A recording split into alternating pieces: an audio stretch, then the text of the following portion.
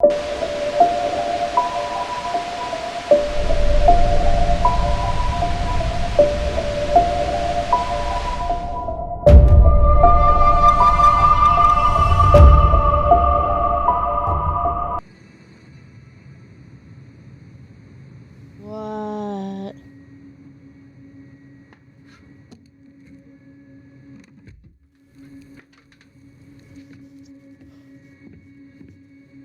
What? Can you see anything? Nope, nada.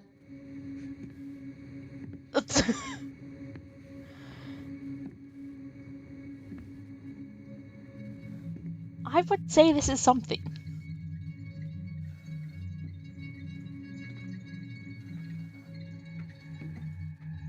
Here, found a switch.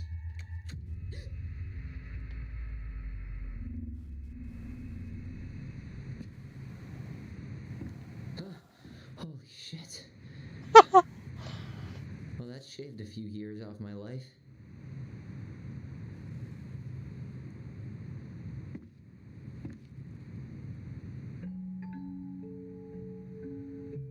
You saw this shit when it was glow in the dark.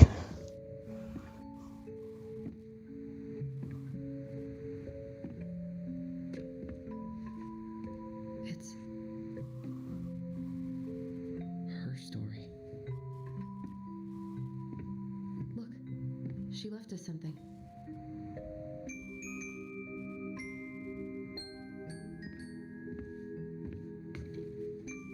It's got a combination lock with letters. Do you think she hid the code somewhere in all this? Knowing Mary Ann, probably. Well, you want to do this? Yeah. Let's start here. Oh, man.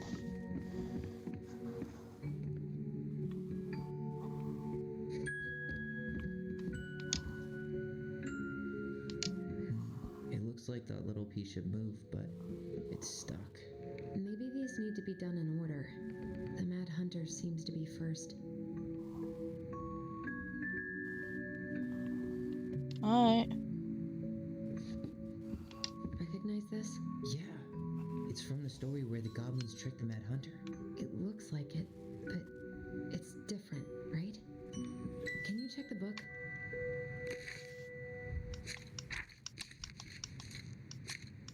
Mm. Well, here it is. Why do you think she changed the picture? I don't know.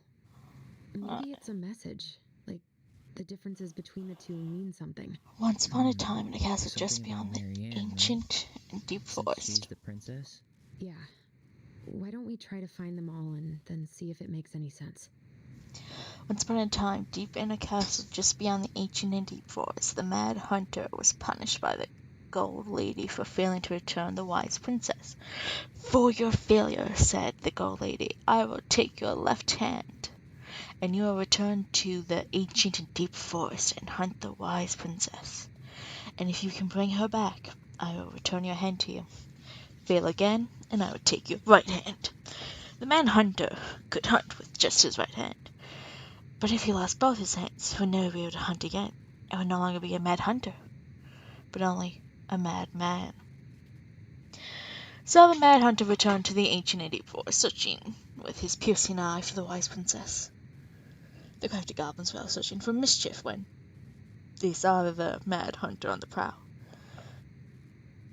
"We cannot let him find the princess," said the goblins, and so they devised a plan. It was wash day, and the princess had hung her beautiful gown to dry. They stole it from the princess. They stole it from the lion and stuffed it full of straw, and then returned to where the Mad Hunter was scouring the path of the forest.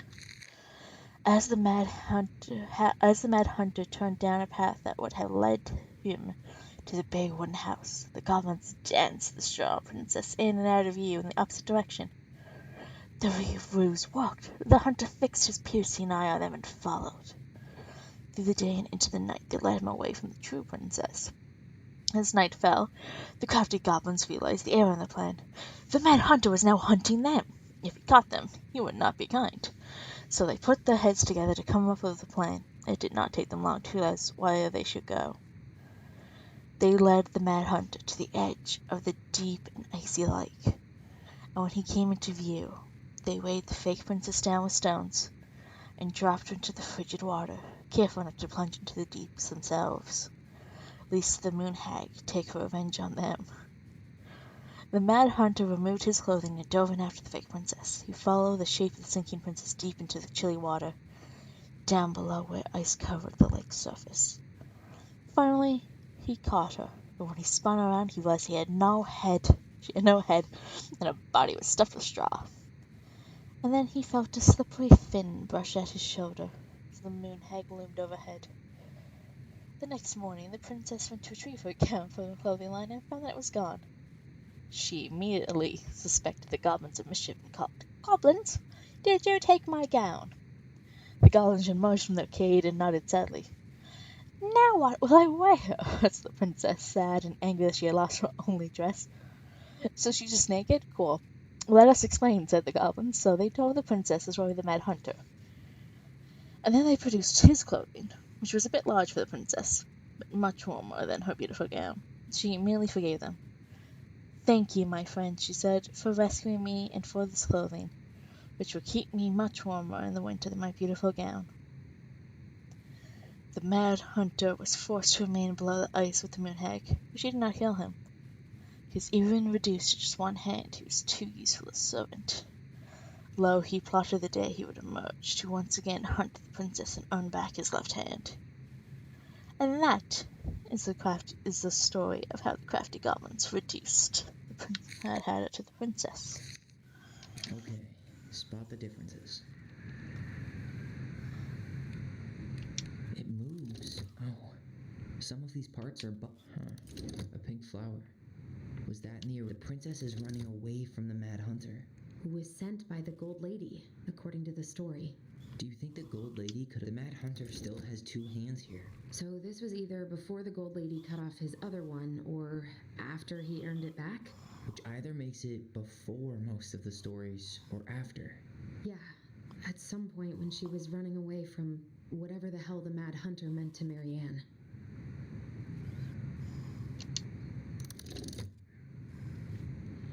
Does his smile look different to you?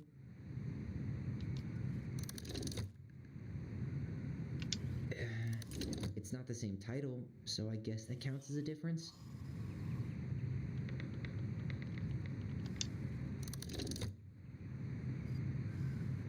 Why do you think she added that castle in the background? See the color of the flag? It could be her mother's castle. It looks like the princess is running away from it. So Marianne ran away from home, and she grew up kinda rich?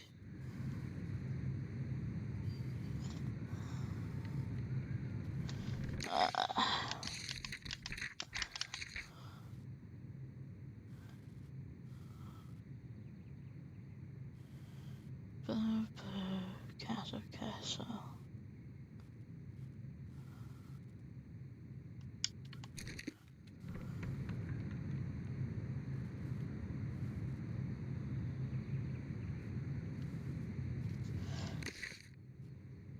Pink, blue. Okay, so they were the same. So we're gonna deselect. Really grasping at straws here. Deselect. That's nothing.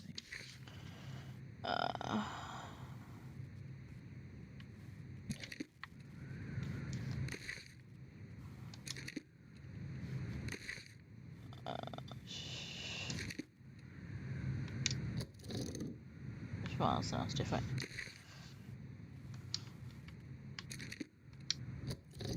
Even if the branch is a little different, I don't really think that means anything.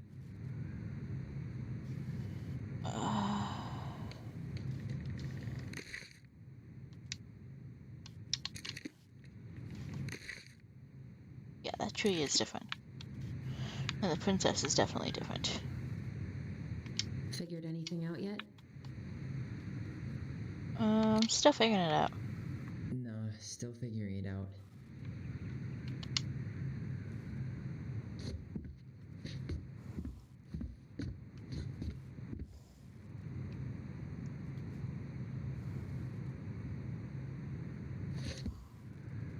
Okay, spot the differences. Wait.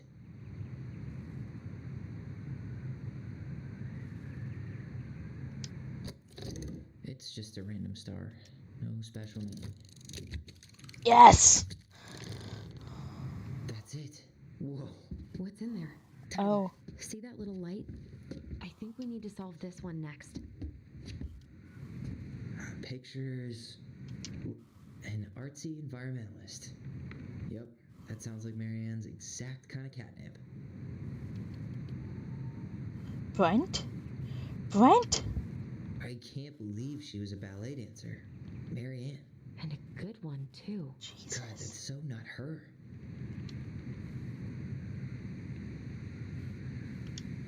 Did you know she studied engineering? No. It looks like she changed her major to visual arts. I don't think she actually got it changed. The paper's not signed and it's all wrinkled, like someone tried to throw it away. The gold lady. That was definitely her mom. So, did Marianne grow up kinda rich? Maybe. Oh, poor thing. Why would she keep an old drawing of a pet in here? Wow, I don't think I've ever seen a picture of her that young. I think that's her mom. in the Jesus. background. Marianne, I can't do this anymore. You deserve better than cliche bullshit, it's not you, it's me. But the truth is, it's all just been too much to deal with. And I've realized I'm just not ready. Maybe if we could have dealt with all of this on our own, without your mother constantly putting pressure on us, things could have been different. But the damage is done. It's probably too late for that now. I'm so sorry. You're an amazing person, and you made me a better man. I hate myself for doing this, but I feel like we'll both be better off apart. There we go with the cliches again. Please don't ever stop being who you are. Here, but I'm gone, Brent. Could this guy have been any more cryptic? Tyler, see that little light? I think we need to solve this one next. There's the gold lady again.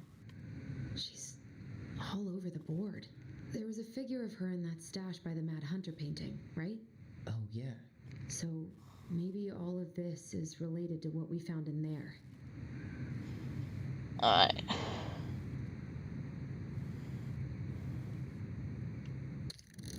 Hey, I can move the piece next to the gold lady. All these pictures. They look like images from Marianne's life. The princess dancing, playing violin, spinning wool. I Engineering. guess the wise princess looks like she's trying to run away. And she's being What's the gold lady do? Is that it? It's opening. Sweet. What's in there this time? It's our house. Is that Carol? Yeah, and Sam. Look at him. He's so young. Wow. She worked for a watchmaker in Juneau before she moved to Delos. No wonder she was so handy.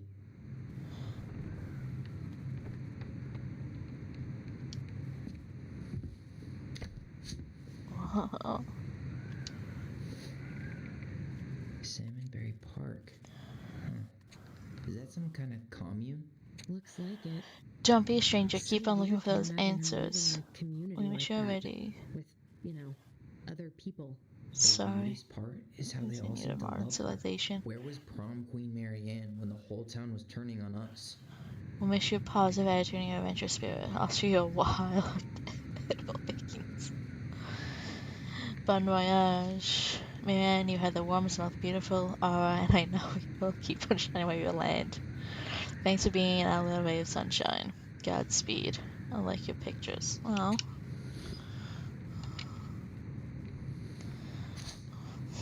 Mom joined a hippie commune. Her father. Marianne, I hope this letter finds you, but since you didn't leave any contact information, I will have it sent to your aunt and hope for the best. I am writing to inform you that your mother passed away last week. We just had her funeral reception. The house has been filled with people all day, friends, family, colleagues, and church members. It's now 11 p.m., and I'm sitting alone at the kitchen table, surrounded by dozens of trays of food, flowers, and sympathy cards. Your cousin Addie brought in a beautiful photo album full of our holiday pictures in La Corner. You're there in all of them, but you weren't here today. We haven't heard from you in 4 years, and can only hope you made it to Alaska wherever you are, and that you and your child are both safe. So she ran away while pregnant. Your mother has been sick and depressed for years, but you can imagine why. The pain of being shunned by her own daughter, knowing she would never get to see her grandchild grow up. It spread through her body like cancer and consumed her completely. All this suffering simply because you ran away like a temperamental little girl, instead of accepting her help when you got pregnant out of wedlock, after dropping out of college and without a penny to your name. She only stepped up to help because she knew you weren't ready to raise a child properly, Marianne. A mother's duty doesn't end when her children leave home. Now that you're a mother yourself, I hope you will begin to understand that good parenting isn't about coddling children. It's about providing for them and shaping them into the people they're supposed to become, whether they like it or not. I won't trouble you again. You made your intentions clear. I just thought you should know. Dad. Jesus. What the hell? Marianne was pregnant in 1992, before she even got here. Before us? Wait, what? Do we have a long-lost sibling out there somewhere? It's possible, but she could have given it up or miscarried. Who knows? Yeah, you're right. Do you think we could track down her father? You mean the grandfather she never told us about? I don't think I want to. You're not at all excited about having more family. You saw the letter. I don't think we want any part of that. Fine. Let's keep digging. Jesus.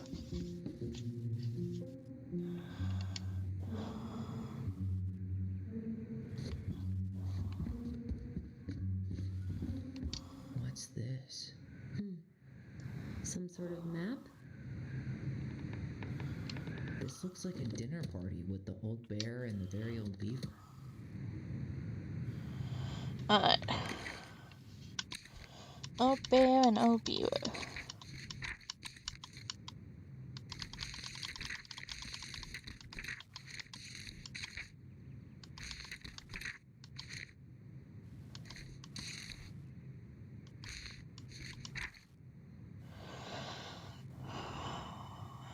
Okay. Once upon a time, in ancient and deep forest, there lived a wise princess in the big wooden house. One night, a particularly violent storm shook the house. It shook the shingles on the roof and the planks in the walls. It even shook the beams on which the house stood, blowing the whole thing near to the ground. The princess hid in a closet, fearing the house would come down on her as she slept. In the morning, the house was still standing, but it was badly damaged. The storm had blown shingles off the roof and planks off the walls, and even bent a post upon which the house stood. The first two things she could fix, but the last concerned her. What will I do? Despaired the wise princess, for though she knew many things, she did not know how to fix the big wooden house. Just then, the old bear came by to see if the princess had any trouble in the storm. When he found her nailing planks back into place, he said, "Stop, princess, let me do that for you." "I'm happy to do it," said the princess, "but if you want to help with the roof, you may." When the pair were done with the roof and the walls, they examined the bent support post. "I could throw my body against it. I am very large." He stretched up onto his hind legs, being sure the princess could appreciate how very large he was, then charged straight at the post. He threw his body against it with an impressive thud. The impact moved the post, but too far, and it bent the other direction. The wise princess decided more precision was needed. She then thought of the very old beaver, who kept an excellent crafted dam. Perhaps she can help. She went looking for the very old beaver, and found the industrious animal hard at work, slapping down mud on a part of her dam that had been blown apart in the storm. Most of the structure was unharmed, because the beaver was very good at building things. The princess knew she had come to the right place. "Beaver," she said, "my house was damaged in the storm. Would you help me fix it?" "I believe I could do that, yes," said the very old beaver, and she paused at fixing her own den to follow the princess. The very old beaver examined the big wooden house and nodded. "It will be an easy fix," she said, and she set about the post with a loud slap of her tail. When she was done, the wise princess stroked the beaver's head. "Thank you, Beaver," she said. "The wind blew the shingles off the roof and the planks off the walls, and even bent this post. Now, thanks to you, I still have a home." "Think nothing of it," said the very old Beaver, who returned to work on her own dad once again. That winter, the very old Beaver grew ill, very ill. She was not able to fix her den, nor to gather food. When the princess found out, she set about delivering means to the Beaver. She brought stews of corn and beans and baskets full of bark and twigs from the Beaver's favorite aspen. One day, the wise princess noticed that the Beaver's den had begun to fall apart.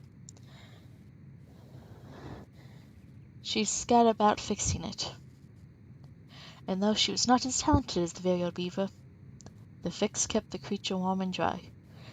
"Thank you," the very old Beaver said. "Of course," the princess said, "you helped me when the storm threw my house near to the ground.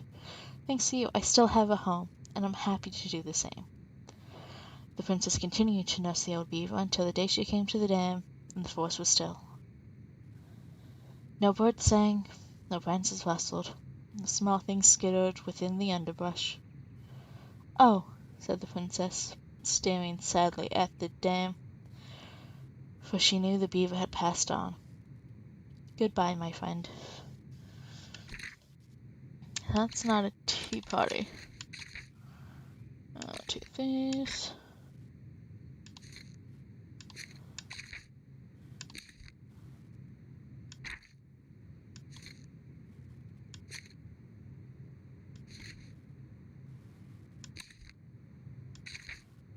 Check the mascot, the moose teaches the goblins. Alright. One day she took her tiara and ran away to the forest.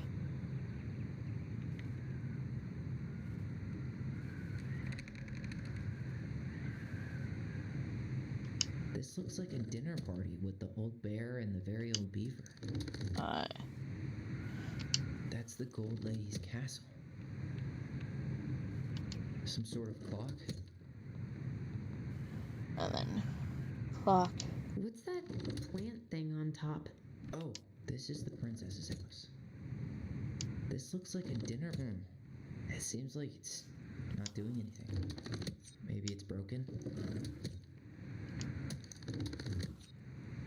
What's that plant thing on top? Oh, those are definitely salmonberry flowers. Some sort of clock? This is the princess's house. This looks like a dinner party with the old bear and the very old beaver. Yes! Yes. What's in there? Another letter? The princess's laws. Is this from the Book of Goblins? Not that I know of. Well, sure looks like it could be. Once upon a time, in ancient deep forest, there lived a wise princess in a big wooden house. She had made it through the woods to that house with nothing left but the clothes on her back, and a single item from her old life, a splendid tiara. She lost almost everything in her desperate flight from the mad hunter. The trees tore the rucksack from her back and shredded her dress and left a pattern of red welts on her skin. But through it all, she clutched the tiara close to her chest, fearing any misstep could cause it to fall from her arms and break. The tiara had its own spot in the big wooden house, a pillow near the window, where the sun would catch on its surface to shine and wink. The princess could stare for hours at the tiara, marveling in its beauty, and running her thumb down its curves. Every morning she would wake and she would tend to it, polishing it every surface to be sure it shone as brightly as it possibly could. Then she would pluck it up, place it upon her head, and walk to the woods, feeling somehow more complete. Because what, after all, was a princess without a crown? Every night she would place it upon his pillow, give it a quick kiss, and go to bed. On her way, she would pause and glance back to be sure it was still there. She hated to be separated from it, but she knew it was safest on the pillow while she slept. One night, the princess woke to a raging storm. The wind howled against the walls, rattling the windows and the panes. fearing a gust might bust open a window and blow the tiara to the ground. She plucked it from its pillow and brought it to bed with her. All through the night she held the tiara close, and in the morning she woke to find herself still cradling it. The storm had passed, and the princess relaxed. The day was the same as any other, though she perhaps gave the tiara an even more thorough cleaning. Grateful as she was that nothing had gone wrong. That night she placed the tiara upon its pillow, gave it a quick kiss, and went to bed, pausing on her way to be sure it was still there. In the morning she awoke and sensed immediately that something was wrong. In the living room, the tiara laid upon the ground, broken, dull, and faded. Nothing else in the room had changed. The pillow was exactly where she had left it. The window was closed. There had been no storm, no wind, no sign that anything at all could have gone amiss. Only the broken tiara kneeled upon the ground. She picked it up and held it in her arms with a guttural cry. But she tried to fix it and to polish it. It was gone, beyond repair, with no shine left. The princess held the tiara through the day and through the night, sitting in the same spot at the window where she used to polish it. When the sun rose, she looked outside, and her gaze fixed on a sapling. She remembered how the sapling had survived the winter, clinging to life despite the frozen, unforgiving earth. Without a word, she went out and buried the tiara in the ground beneath the sapling. And as the final scoop of dirt fell, the tiara felt truly gone. And with it, the final link to her old self. She could only go forward and find a new place for herself in this world, where she was no longer truly a princess in a tiara and a beautiful gown, but a wan woman, alone in a deep and ancient wood. And that was how the princess lost her most precious treasure and her title.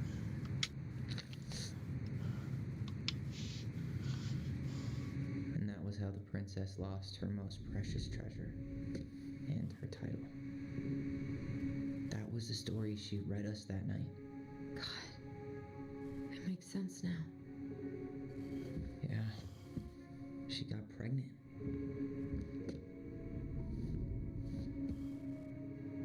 And she ran away to start a new life.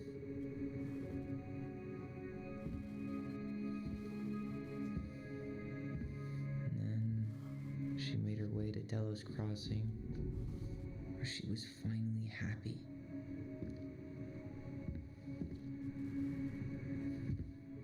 But then the baby died.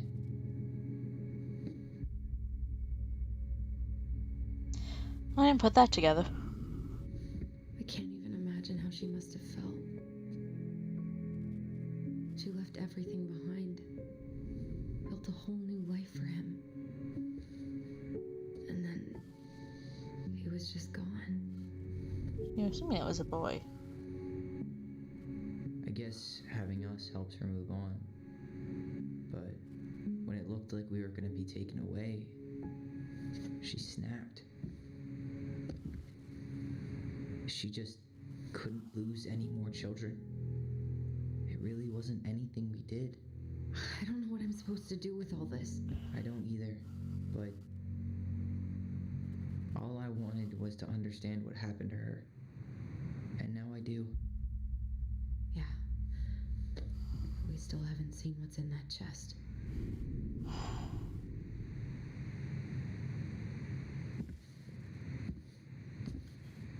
Okay, so how do we open it? O-E-L. No, O-L-E. The princess lost her most precious treasure. All right, should be easy enough.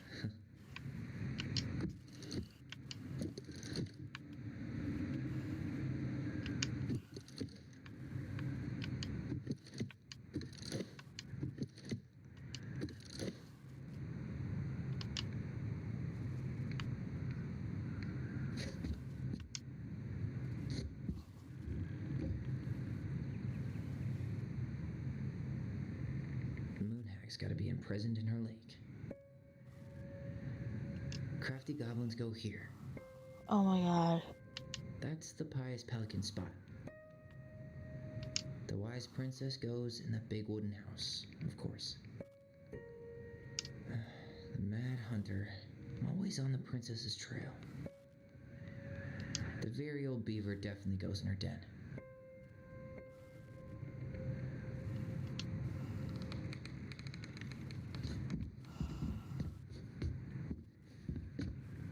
Do I have them all? Back in your pond, Big Frog. Here, the secret keeper, hiding secrets in the clouds. Gold Lady stays locked up in her castle. The old bear's gotta be in his ice cave. We'll let the mangy muskrat have his rock back. The Ice King goes in the forest, obviously. There you go, stalwart moose. Oh. Yeah. O-E-O-L-E. Yeah. Alright, should be easy enough.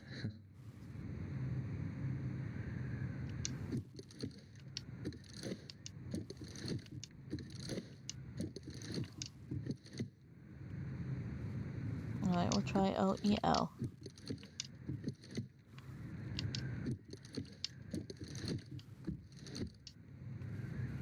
Alright, I'll try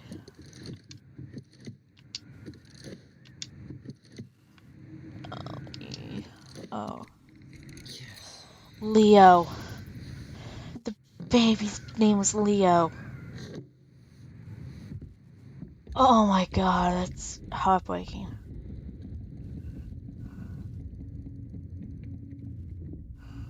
Whoa. Did it just get darker in here?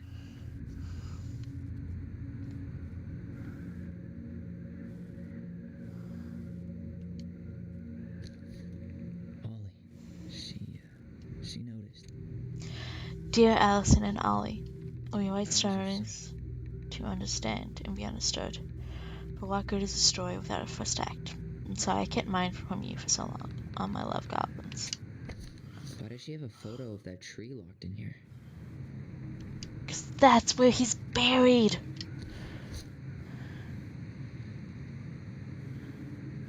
Is that? Leo Ronan.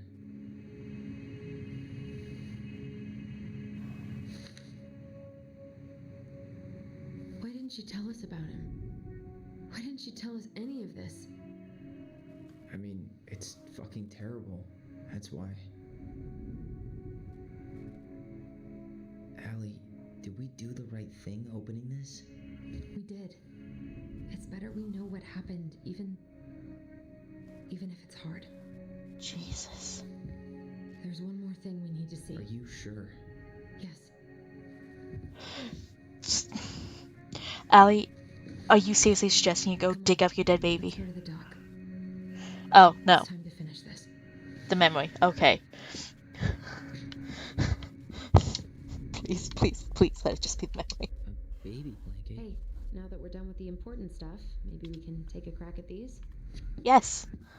Don't forget to like, subscribe, and hit the notification bell if you want to see updates.